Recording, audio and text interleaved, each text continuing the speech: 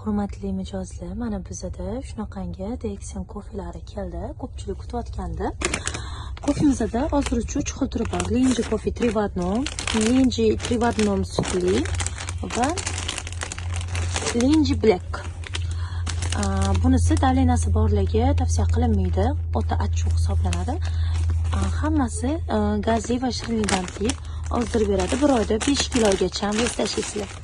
Va bizda shunaqangi Klimix paytida terlashda Klimixdan aziyat chekadiganlarga juda ham foydali bitta kofe bilan oson o'tadi. Hali Klimix bo'lmaganlar, endi Klimix bo'ladiganlarda esa Klimixning vaqtini kechiktirib beradi. Hayzikli bilan bo'lgan muammoni to'g'irlab beradi.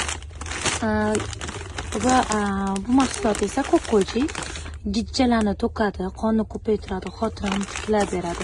Juda ham zo'r.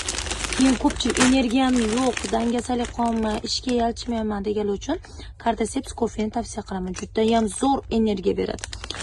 Eng zo'rlaridan bittasi. Keyin Ganojo Plus sveji yara bo'lib qolganlarga, qo'lini shilib olganlarga, yiring bo'lganlarga, milkda og'rig'i bor bo'lgan mijozlarimizga bemalol ishlatsangiz bo'ladi. Bu zo'r pasta hisoblanadi.